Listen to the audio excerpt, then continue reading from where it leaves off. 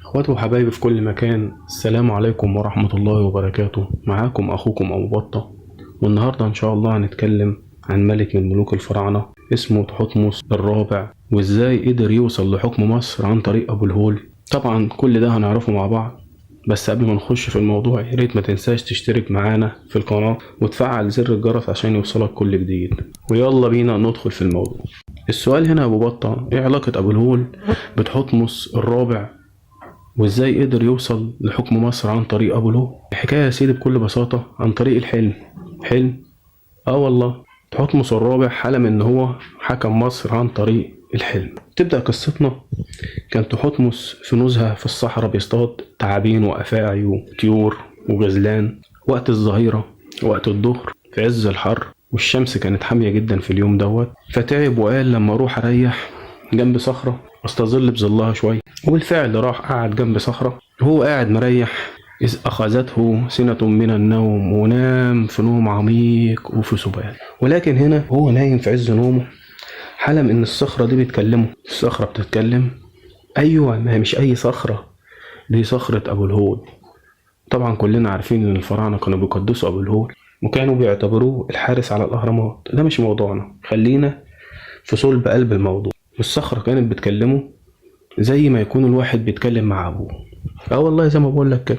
المهم ابو الهول قال له في الحلم: انظر الي تاملني يا ولدي تحتمس، انا ابوك حورس في الافاق، خبري رعاته، سوف امنحك ملك الارض على الاحياء، وتلبس التاج الابيض والتاج الاحمر على عرش جبت، وستكون لك الارض بطولها وعرضها، وكل ما تضيئه العين المتألقة لسيد الكون، ما يقدمه الطين من طعام فهو لك، ولك أيضا أهم أنواع الجزية التي تقدمها كل البلدان الأجنبية، وحياة مديدة طويلة لسنوات. وجهي يتجه نحوك وقلبي يتجه إليك، أنت لي الحارس والدليل، أنت الذي يبقي في الدائرة الخاصة بي باختيار أعضاء. هاك الآن رمال الصحراء تعذبني، هذه الرمال التي كنت أركض فوقها من قبل. أسرع نحوي حتى تستطيع إنجاز كل ما أبتغيه. إني أعرف أنك ابني وحارسي، وها أنا معك وسأكون مرشدا لك. معناته إيه الكلام ده؟ أبسطه لك.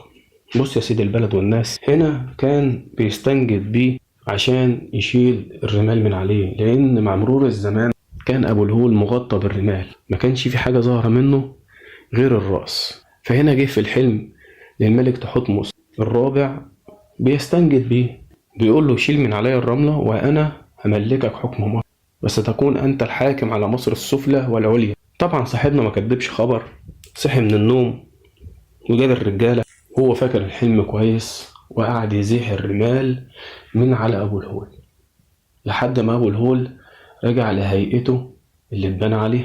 وبالفعل وبعدها وبمساعدة الكهنة يتولى تحتمس الرابع حكم مصر، وبيوثق الحلم ده وتوليه للعرش في لوحة موجودة حاليا بين أقدام أبو الهول. فهل ده كان حلم فعلا ولا مجرد دعاية سياسية عشان تأييد حكم تحتمس الرابع؟ لكن الله أعلم.